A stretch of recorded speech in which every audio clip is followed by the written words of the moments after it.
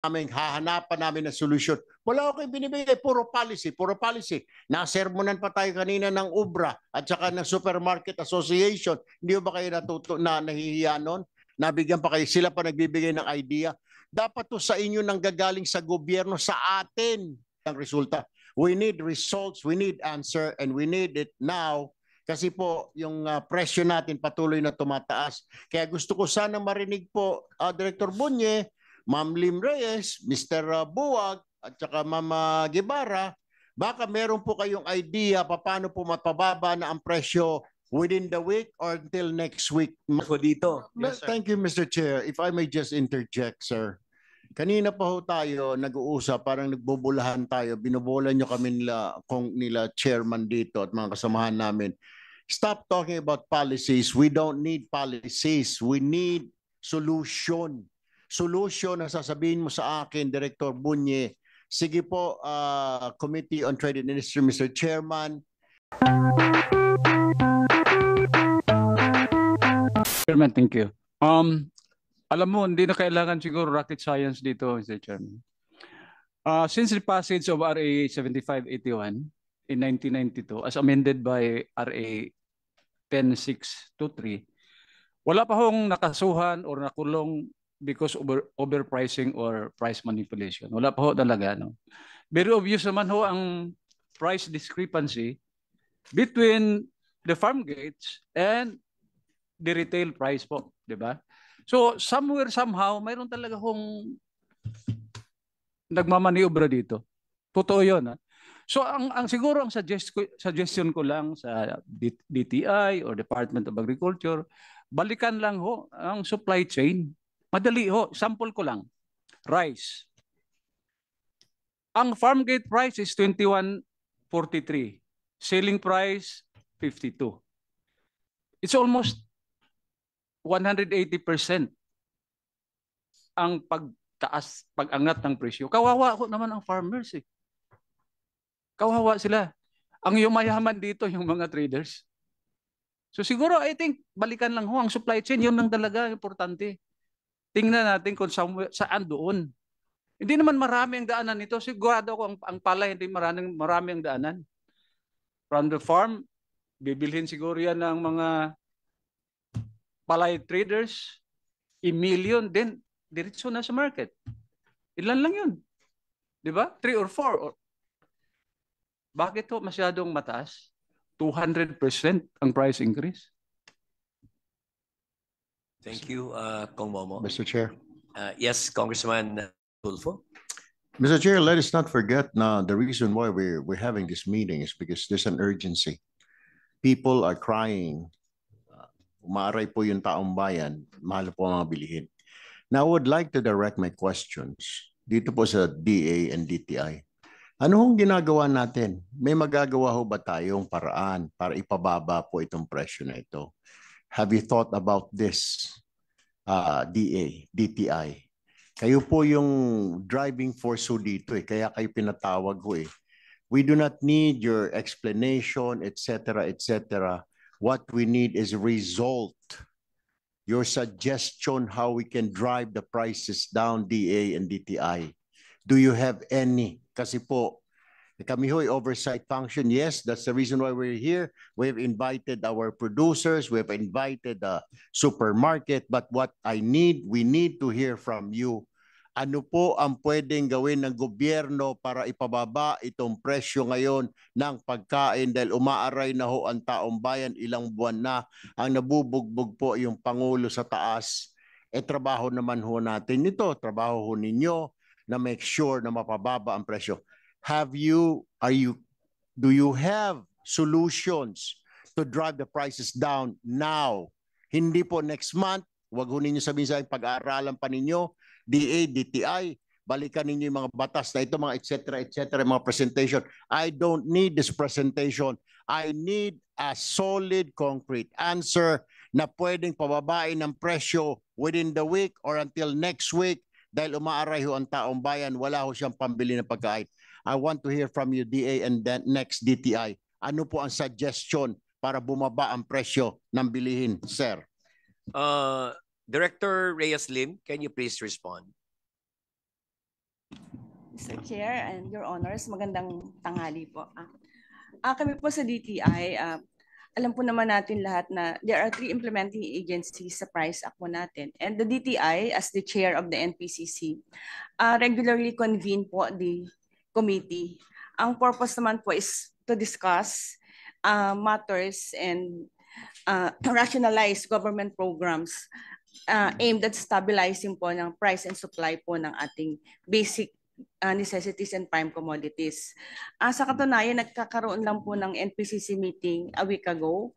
And ang focus naman po ng committee headed by our secretary is to focus po doon sa policy actions na pwede pong mai-recommend ng ahensya po through the DTI po how to address the increasing prices of basic and basic goods po.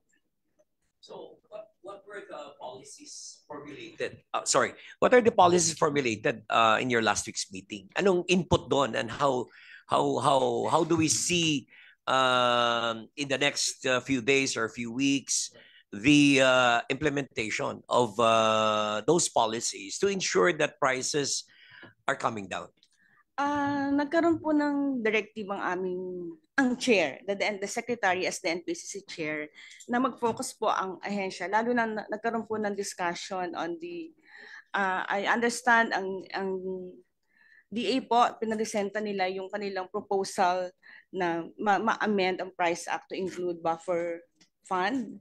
Para yung purpose naman po noon is buffer fund to ma-allocate po yung pondo in its annual appropriation para po magamit sa pag-procure, purchase, or import ng ating pong mga basic necessity or prime commodities. Although ito po kasi magandang initiative din po ito para ma-deter natin ang hoarding.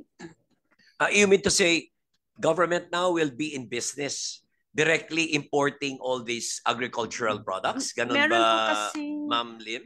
Mr. Chair, meron pong provisions sa ating Price Act kung saan na pwede pong mag-allocate po ang isang implementing agency kagaya ng DTI o Department of Agriculture sa kanilang appropriation fund, sa kanilang annual appropriation na magkaroon po ng buffer fund. Dahil po dito pwede po sila mag-import kagaya po sa part ng DA para makatulong po na kung meron po tayong more stocks, mas malilesen yung prices and mapiprevent po yung hoarding. Up to what extent ang buffer na pondo na iset aside ng gobyerno? You know, because in this case, government now will be in business, you know, trying to bring competition to the market. So unless the budget allocated or set aside by government is substantial, you know, enough to bring down prices, kasi sa economics naman, in order for the market to feel the impact of competition, at least you get 25% of the market share to bring down prices. So ang tanong ngayon, magkano ang i-allocate ng gobyerno to force competition sa merkado? So ganun yun. Kasi hindi lang yan basta-basta na mag-allocate ka ng pera o ganito, lagyan ko ng 10 billion. Is 10 billion enough to bring prices down? Kasi pagtatawanan ka lang ng merkado pag naglagay ka ng 1 billion, hindi naman yan enough to even make any dent at all in the commercial market. So dapat pag-isipan ng gobyerno na kung gusto mo talagang mag-compete, you know, sa merkado, the money that should be invested at least should disturb 25% of the entire market in order for your effort to be justified and, you know, the competition becomes substantial. Ano bang pera pinag-uusapan natin? Kasi dapat bigyan nyo kami ng data dito na, okay, I'm going to bring in 20 billion worth of meat, of chicken, of whatever, because the market, the entire market in the Philippines is this much. So we aim to disturb 25% of the entire consumption in this country and spread this importation to, you know, 17 regions in the country. Dapat ganun yung ano dito. I mean, let's talk of science, no, in economics. Kasi hindi yan pwede na sabihin nyo lang sa amin, sige, mag-allocate kami ng 1 billion, 2 billion, ganitong import namin. Wala nga kayong data na pinapakita sa amin na Director Lim. Mr. Chair, this is the proposal presented by the Department of Agriculture, if I may be allowed po, if the DA could All right, present okay, it DA po. is recognized. Thank you, Mr. Chair. Thank you very much. Thank you very much, Your Honor, for the floor. We have a presentation, but I don't think we need a long presentation. But just, of course, Your Honor, I will react to or address some of the issues raised earlier. But just on the so-called Price Act Section 9, we would like to thank DTI for bringing this matter on the discussion. Hindi ko lang po masasagot kung yung next week ang impact mababa na ang presyo. Because we will address that later, sir. Director Bunyi, But we have yun ang gusto ni Congressman Tulfo, ha? we will address that Lunes later. ngayon, dapat sa Lunes next week, maramdaman na ng taong bayan, ha? Na bumaba na yung presyo. Otherwise, balik-balik tayo dito every week. ha? Salamat po, You Mr. might get tired of seeing our faces, pero alam nyo, hanggang hindi bumaba ang presyo dito, hindi naman kayo namin titigilan ni Congressman Tulfo dito. Yes, sir. Thank you, Mr. Chair. If I may just interject, sir. Kanina pa ho tayo nag-uusap, parang nagbubulahan tayo. Binubola nyo kami nila chairman dito at mga kasamahan namin. Stop talking about policies. We don't need policies. We need solution. Solution na sasabihin mo sa akin, Director Bunye. Sige po, Committee on Trade and Industry, Mr. Chairman, kaya po namin pababain yan. Yung po yung tinatanong ko po, pinabigyan nyo po kami ng mga policies. Yung taong bayan ho, mapapanood itong committee hearing natin mamayang gabi. Anong nangyari sa committee hearing? Puro kwento. Kaya ho tayo lagi napupulaan, puro kwento kayo sa gobyerno, walang resulta. We need results, we need answer, and we need it now. Kasi po, yung presyo natin patuloy na tumataas. Kaya gusto ko sana marinig po, Director Bunye, Ma'am Lim Reyes, Mr. Buwag, at saka Ma'am Guevara, baka meron po kayong idea paano po mapababa na ang presyo within the week or until next week. Ma'am, sir, kasi po, wala po, very helpless po ang taong bayan. Kami naman po oversight function. Pwede lang kami magpatawag ng mga ganito, pero nasa kamay ho ninyo. Ang gusto ko sana marinig, hayaan nyo, sir, habulin na namin, may ikukulong po kami ng mga trader, yung mga middleman, kukulong na namin para to send signal na you guys are serious in driving these prices down. Kung you keep on talking about policies, wala akong mangyayari. Tinatawanan ho tayo, mga nanonood yung mga tusong mga negosyante, yung mga traders dyan na nag-overprice. Hindi ho masamang magnegosyo. Hindi ho kami kontra sa negosyo because business keeps our economy going. Pero yung sobra-sobra ho, yun ho hindi natin matanggap para sa taong bayan, para sa mahirap. Now you tell me, ano hong naiisip mong solusyon? Don't tell me about policy, sir, kasi kanina pa ako nakikinig ng mga polisiya na yan. Wala nangyari. Give me a solution, Mr. Bunye, na now, ano ang plano ninyo sa DA?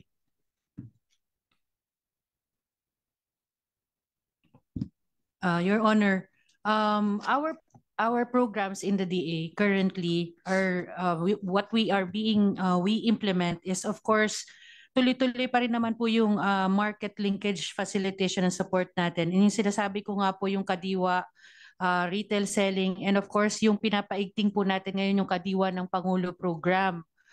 This Kadiwa ng Pangulo program is in partnership po with the different agencies, the SWD, DOLE, PCO, DTI. Ito po ay nangyayari na po every 15th and 30th of the month with the LGUs po let here me in. cut you in. I'm sorry po. Opo. I have heard already about that Kadiwa. Kaya na mismo sa 15:30. Paano ho sa pitsa 1, 2, 3, 4, 5 at 16, 17, saan ho bibili yung mga tao ng pagkain, murang pagkain? Aantayin niya yung Kadiwa na magbubukas sa 15 at saka 30. Ma'am, I am talking here yung pang-araw-araw realistic bukas saan bibili si Maria ng murang pagkain, yung asawa ng construction worker, saan siya bibili ng murang bigas, yung kayang binigay sa kanya ni Mister na 150 pesos, tipirin mo yan maghapon, pakainin mo yung mga bata, yung mga anak natin. Ma'am, 15:30, hindi uubra. Sabi ko na matagal pa yung Kadiwa. Meron ba kayo naiisip sa DA? DTI, magtulong-tulong kayo. Paano natin ipababa itong presyo? Kaya tayo naghihiring ngayon. Because of this, we're trying to look for a solution to drive these prices down, for heaven's sakes. Saan po? Meron po ba kayong dalang solusyon? Ma'am, sir, DA, DTI, answer me.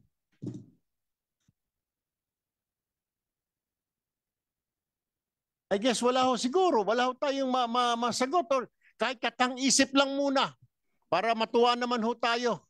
Meron ho ba kayo naisip? Director Bunye, parang you have an idea. Give us something, sir. Your Honor, your points are very well taken and very true. Urgent talaga yung problem natin. Siguro ang ma-respond ko lang, sir, ang problem kasi natin is not only a short-term issue, it's a systemic long-term issue. Kaya I would apologize kung it's a combination of both short-term and long-term intervention, sir. Wala ko kasi tayong ginawa for a long period of time. Kaya humaba ng humaba. Pero give me a solution para magkaroon ng respite yung mga ordinaryong tao na for the next few days bababa ang presyo. Lahat ito tumataas eh. Pantalon lang ho ang bumababa eh. I need to hear from you na bababa po ang pagkain, ladies and gentlemen, Mr. Chairman of the traded industry. Kaya po namin, hahanapan namin ng solusyon. Wala ko kayong binibigay, puro policy, puro policy. Nasermonan pa tayo kanina ng UBRA at saka ng Supermarket Association. Hindi ba kayo nahihiya nun? Nabigyan pa kayo, sila pa nagbibigay ng idea. Dapat to sa inyo nang gagaling sa gobyerno, sa atin. Tayo pong inaasahan, lalo na ho kami ngayon. We are representatives of the people. We're looking for answers. Ano isasagot namin sa taong bayan mamaya, bukas? Hearing pa kayo, sinayang nyo lang yung oras ng taong bayan, sinayang yung oras nila congressman, nila Mr. Chairman, mga kasama namin na Congressman Momo, sinayang ho kung wala ko kayo mabibigay na direct and concrete answer na next week, kaya po bang bumaba ang presyo? That's all I'm asking. Kaya po bang pababain ito, DTI, DA, ang presyo ng pangunahing bilihin? Yung basic na lang po, commodities, bigas, gulay, karne, isda, kaya po ba to drive this down, sir? Kasi sa sikmura ho, itong problema, umaaray po kababayan natin pag nagugutom. We need to resolve this issue today. Yes, Director Bunye, what is the marching orders of the Secretary with respect to this very, very urgent concern? Very urgent nga, sir, yung concern, pero wala akong Department of Agriculture-centric intervention. It's an whole of government approach. Bibigyan po kayo ng example. Ako po ay director pero ako po ay namimili sa wet markets. Pumunta po kayo dyan sa farmers market. Wala hong, yung price tag ho natin hindi ina-apply dyan. Napupunta rin ho ako dyan sa Commonwealth market. Yung mga price tag din ho sa mga wet markets hindi ho nag-a-apply. So isa lang po yan for example. Pero may batas na po tayo dyan. Hindi po natin ini-implement, no? So that's one. Kung gusto po natin, tingnan natin kung may profiteering nga. Very untransparent po kasi ang ating marketing system. At malaki yung role ng farmers and traders sa food security. So hindi ko sinasabi na eventually traders lang ang biniblame natin. Traders also have a very important role on the marketing and distribution of food, no? Ang iniiwasan po kasi natin dito yung excessive profiteering. So right now, sir, meron ho kami 3 weeks ago, meron na kaming proposal na magkaroon ng buffer fund. Nasa presidente na po, naggawa po kami ng implementing rules and regulation.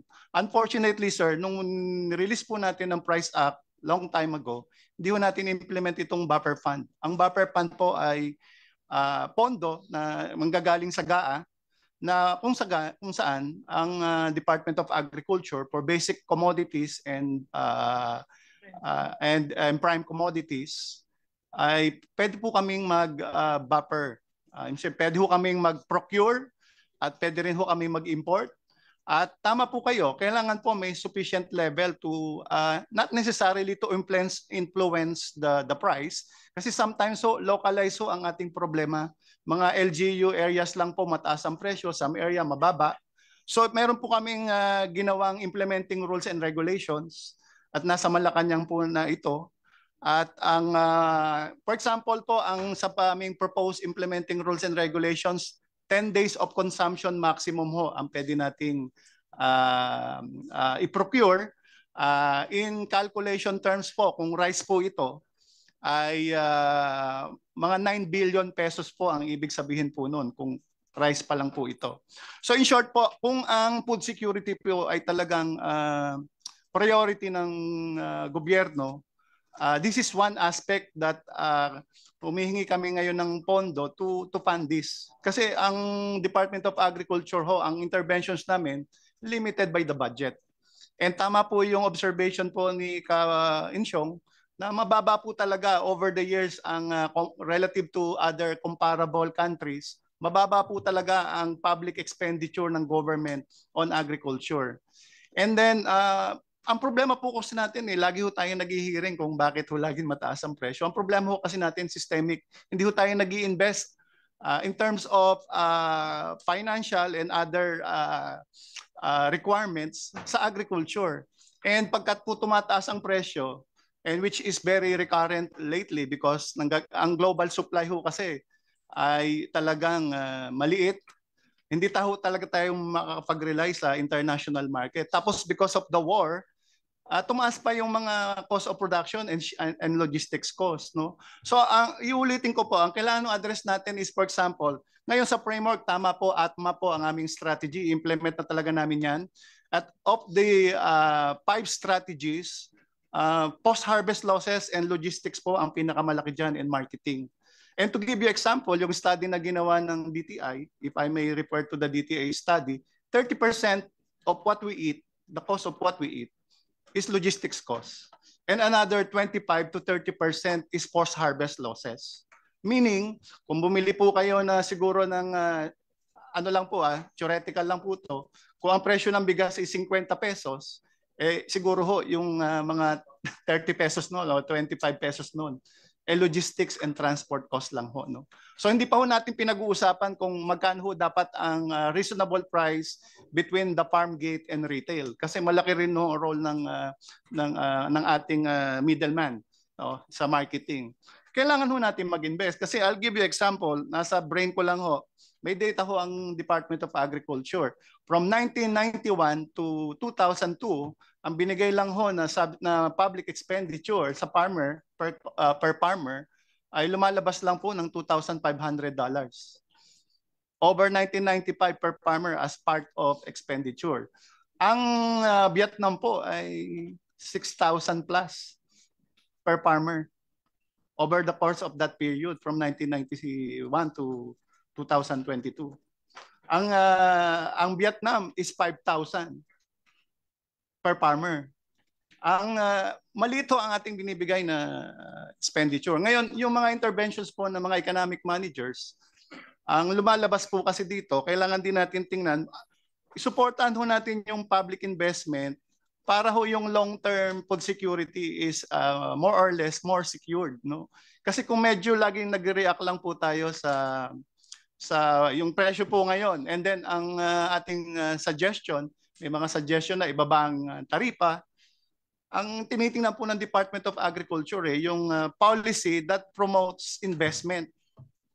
Ang nangyayari po kasi ngayon, matagal ho kasi ang investment ho kasi matagal ang impact. Kung halimbawa, kahit ito ho itong buffer fund, hindi ho bababa ang presyo kagad niya bukas.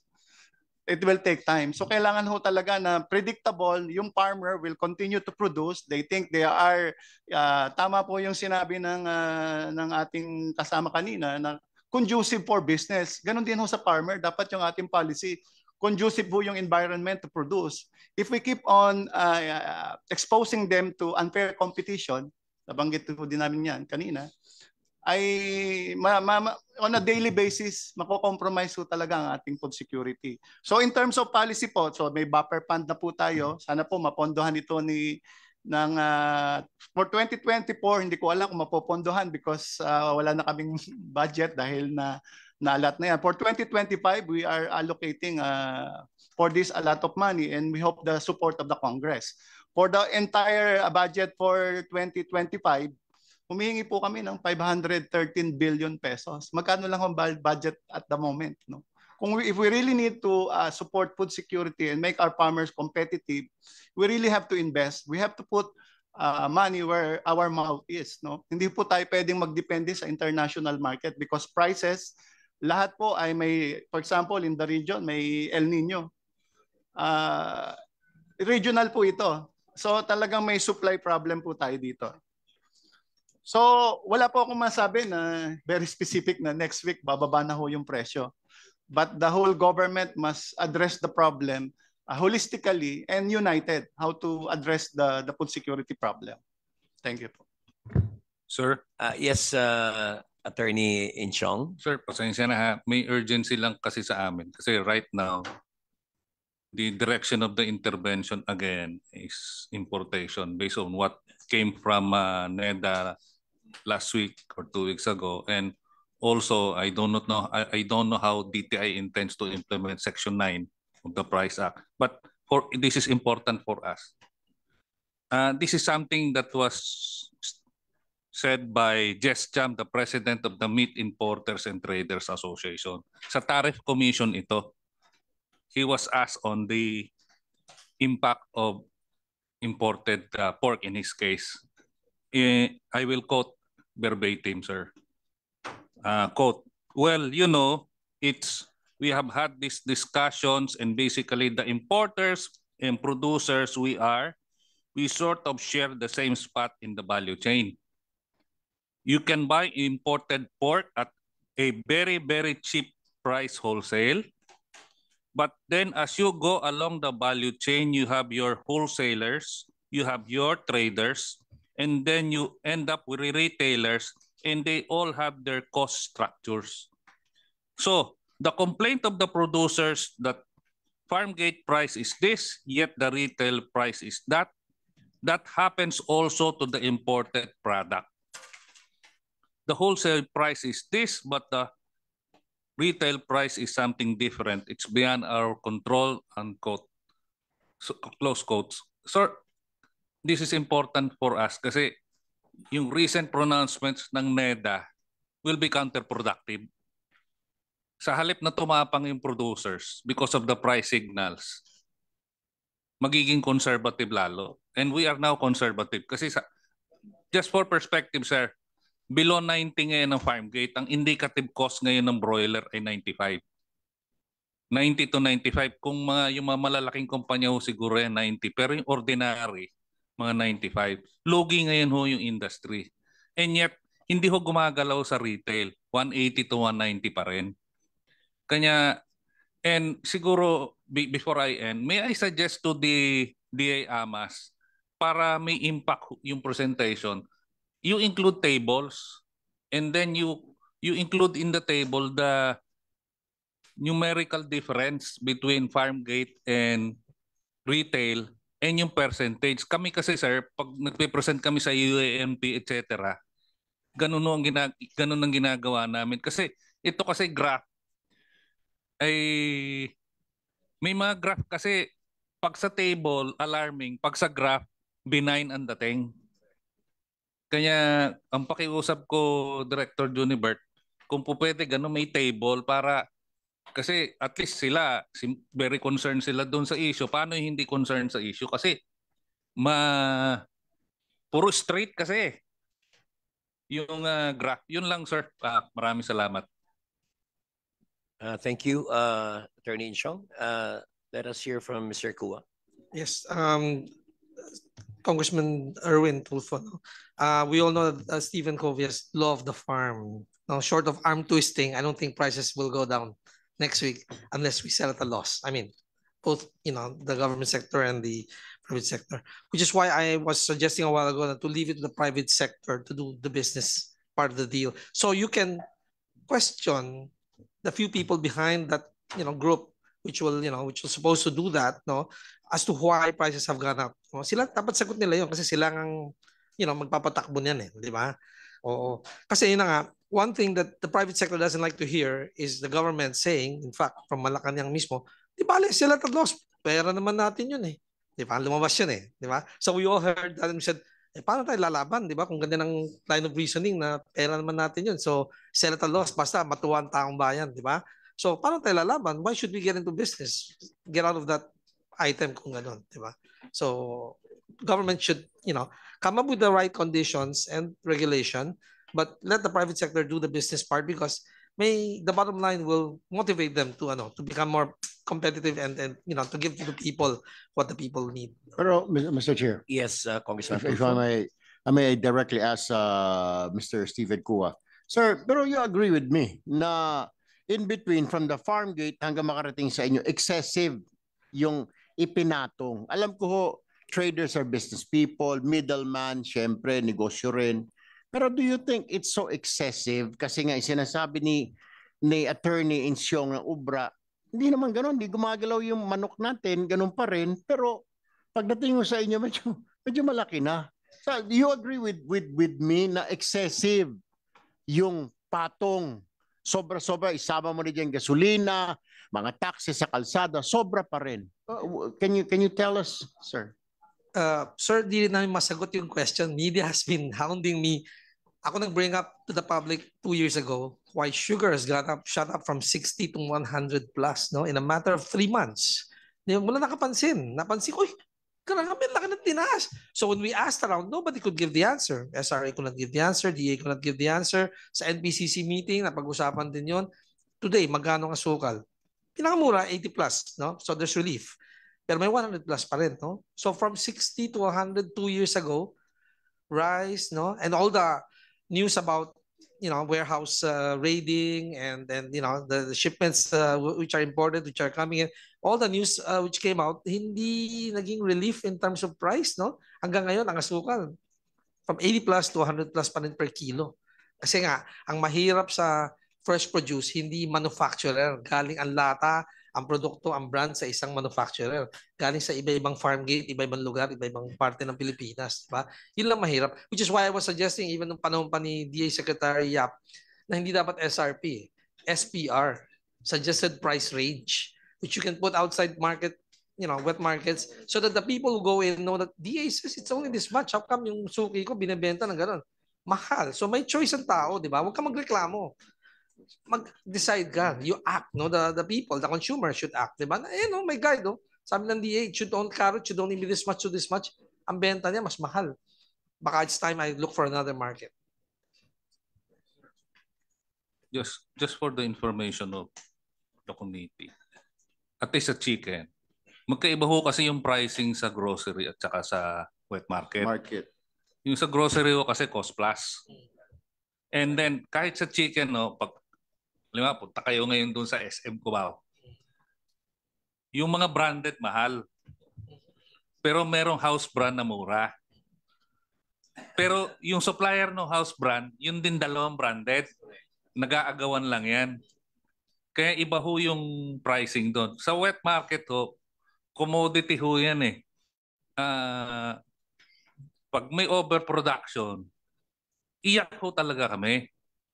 Kasi magdidictate ho yung supply. Commodity siya. Pag lamang kami, di happy. Kaya lang, ang kulang ho talaga yung intervention ng dapat ho kasi ang estado as in other countries pag mura bibili or at the very least gagamitin yung batas on warehouse receipts. You help your producers store yung sinasabi niyo po kanina, you help them store, you guarantee the warehouse receipts on the producer. In the US they buy, they store, may strategic reserve sila ang tawag as part of the farm bill. Dito ho kasi tayo, may contempt ho kasi ang NEDA sa role of government. Kasi Washington Consensus ho ang tawag dyan eh. Import liberalization, deregulation, privatization, minimal role for government. That has been rejected even by developed countries, including the United States. Recently, Secretary Yellen of the Treasury even said, we will not allow China to destroy our industries. Manufacturing ba yan? Ibig ko sabihin, there is a critical need to change really the mindset. Doon ho kayo papasok. Kasi unfair ho din nahihingi namin sa inyo yung pagbaba ng presyo. Legislation kayo, sir eh. Hindi naman ho kayo executive eh. Pero the execution of the laws passed by Congress, doon ho may pagkukulang ang executive and NEDA. I'm not saying this ngayon lang, sir. Tagal na namin sinasabi yan. It goes back, and I agree with Director Bunyi in past advocacies regarding resources for agriculture. Talaga mababaho ang tingin talaga sa atin at may false narrative pa na kami spoiled, na takot kami sa competition. Sir, sa amin sa chicken, mas marami na ang foreign players na malalaki ngayon. Ang local na lang na malaki, San Miguel at Bounty. Then you have Cargill of the USA, you have Yonghap of Malaysia, you have CP of Thailand. CP of Thailand, you have New Hope of People's Republic of China, ESOP of People's Republic of Yes. China, CJ of South Korea. Yes. Ano pa ang gusto ng NEDA? That's correct. Kanya ho, it is critical for us. Kasi kami na ho ang, hindi naman sa magbubuhat, pero magbubuhat na. Kami ho ang closest to potential for export. Kasi if you want to export, you need surplus. And you need intervention. You need to be able to store. You need... Kasi yung ibang bansa, nakaka-export sila. May suporta yung gobyerno. May export subsidies. Kung gusto nyo magmura yung commodities nyo, you help them in storing, in processing, and exporting. Other than that, then you get out of WTO. Pero as long as we are in the system of the WTO, and NEDA and the economists and the UP School of Economics would insist on free trade, then you do what the other countries are doing, especially the United States and Europe. Ibang klase yung level ng subsidy doon. Sa tariff lines pa lang ho ng Europe, ang haba ng tariff lines nila, yung numero nila. Tayo, ang iksi-iksi ng tariff lines nila, ganong kakuriri ho yung system nila. Samantala ho tayo, everything has been done for importation. Ang nakakainis ho talaga, yung sasabihan pa kami, protected kami, cuddled kami, kailan tanggalin ng non-tariff barriers na wala naman. Mali ho si Secretary Balisacan dyan. At mas maganda ho sana, mawala yung godlike complex ng NEDA. Sinisentensyahan yung sektor, hindi kami kinakausap. Wala pa akong nakakausap na sekretary ng NEDA in the 24 years na may ubra. Wala ho. At least yung Secretary of Agriculture accessible, wag lang ho yung nakaaway ko, pero malaking bagay ho, you know, it is a breath of fresh air that we have you and Kong Tulfo na binibigyan kami ng opportunity. Kasi sir, pag umatras na ho yung local, ngayon lang recently nagrereklamo si Jess Cham, nagmamahalang meats abroad, parang bigas. Pag umatras kami, nga. This is very serious. There is great urgency. I support the proposed budget of DA. Tama ho si Director Bunyi doon. But again, pag budget to, oversight din ho yan. Importante ho kayo. Thank you ho. Attorney Insyong. I would like to direct my question to Director Bunyi. Sinasabi nyo kanina that you're asking Congress to provide you with a significant budget to serve as buffer. So can we start quantifying how many billions ito? What are the commodities involved in the direct procurement of government, to ensure food security? Ang issue kasi ng food security, it's not a short-term policy, no? Ang away kasi dito sa food security is protracted, sustained. Hindi pwede yan na yung intervention is only good for 2 weeks, for 3 weeks. Kasi what we aim to see, na magpagbababa ng presyo, hindi lang para sa susunod na linggo. And then 3 weeks later, after your intervention, assuming you have set aside that budget, tataas na naman yung presyo. So secondly, sa sinabi ni Attorney Insyong, mindsetting kasi ditong problema no? So NEDA would always insist on free trade. Pero dapat maging maingat tayo with what is happening in the world, with the conflict in Europe, in the Middle East. food security should involve domestic investment, Director Jerome. Dapat mag-iba na yung mentalidad natin, yung mindset natin na instead of being dependent on imports of food, dapat ang focus ng gobyerno with what is happening with all the wars happening right now, darating ang punto na hindi tayo makapag-import kasi these countries will now secure their own supply. So dapat ibahin na natin yung free trade na yan, okay siguro pag mga ibang industry yan. Pero with respect to food, dapat tayo mismo dito ang investment natin, domestic talagang investment natin in the form of subsidies, in the form of providing technology, etc. And direct financing sa mga natin, direct access for financing by our farmers. So dapat ganun talaga ang magbabago talagang mindset natin, ang mindsetting natin dito And dapat ang NEDA should realize na hindi na to panahon na i-invoke mo talaga o insist natin yung free trade, because what is happening in the world now is totally different from 10 years or 20 years. Free trade is good, no? At the time, no duty barrier, no trade barrier, no lahat, no? Okay lang yun. But now the reality is we have to secure that our people, has adequate food on their tables. Kasi alam nyo, peace and order, no, sa ating bansa is equated to food security. Pag ang tao wala nang kakainin sa lamesa niya, maging kriminal na siya. So that is something that we really have to understand, and secure for the long term. So I want to see, and to hear from Director Bunyi. Can you please quantify that particular investment? Saan mapupunta yan? Anong commodities yan? At for how long are we able to sustain that? Thank you, Your Honor. At the moment, the calculation is still under consultation and also under study.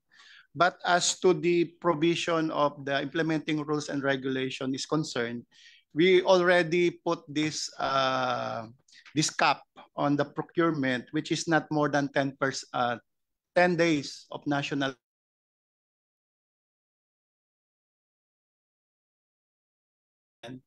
9 billion pesos po ang minimum. Ang intention po nitong buffer fund is not really to freely participate in the market. Para itong deterrent, no? We will, assuming that the 10% 10 days consumption, hindi lang po rice, sugar, everything ho ito Basically, pati nga ho fertilizer, kung bibigyan niyo ho kami ng pondo. And we are able to put the, if you would look at the spirit of the law, sabi niya basic necessities at saka prime commodities. No? So lahat po ng pinag-uusapan natin dito kasali. Ang question lang ho ba nito ay, gagawin ho ba talaga natin ito? Ngayon, kung ako po ang tatanungin nyo personally, we need to do on some aspect of this commodity. Siguro on the first operationalization, hindi ho talaga natin kailangan lagyan kasi pati ho fertilizer ito. Pwedeng magkaroon ng fund na mag-stock tayo ng fertilizer to make sure na may supply tayo. Mga ganito, ano po ito? Advance, no? Before shortage comes, before to check on excessive profiteering. Hindi ko sasabihin kung sino along the value chain. But the predetermined volume is 10 days. Kung vegetables po ito, 10 days. No? So, pero localized po ito. For example, nabanggit ko rin po ito sa Export Development Group, yung sa Inflation Committee. Ang determination seems to be ng policy natin ay kung anong presyo sa Metro Manila.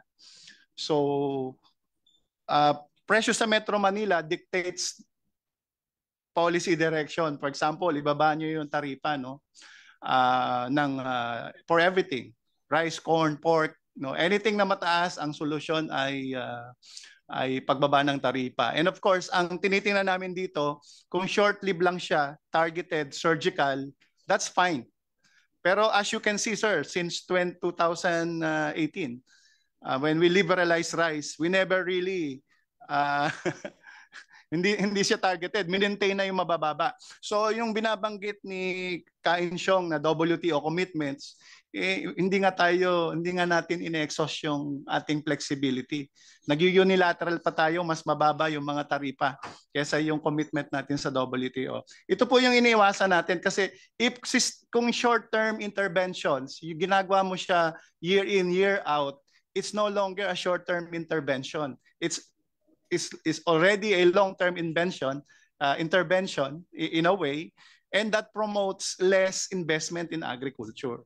So yun lang po yung sinasabi namin. Kaya importante ho talagang mag-invest, and it's not only the Department of Agriculture. Pag sinabi ho nating logistics infrastructure, hindi po yung Department of Agriculture per se.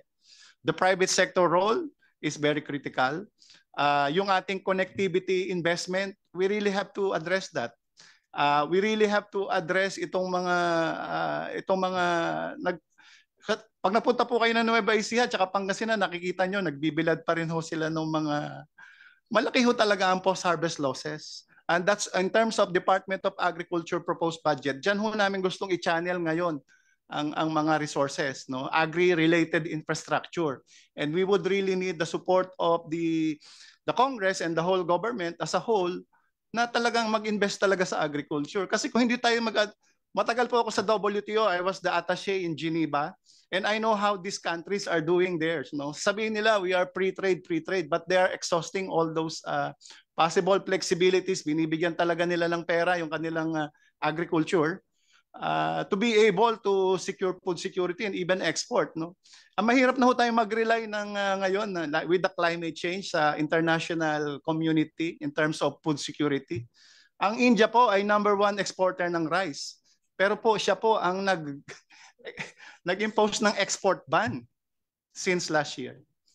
So isipin niyo po 'yon. So we are very dependent on the mercy of our trading partners because 30% of what we eat and it's deepening is actually imported. If we do not invest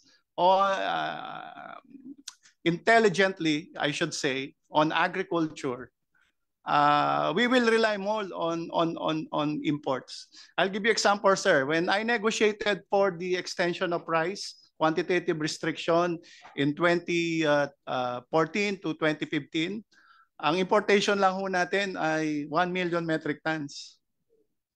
Now it's 3.5 to 4 million metric tons. And our import dependency is increasing as the population grows. And the problem is we cannot always rely on international market. So ang plea lang po ng Department of Agriculture, it's a policy issue. We need to invest on agriculture and we have to be smart in terms of investment. Subsidy is good, but we have to be smart, like, really roads, infrastructure, etc., etc.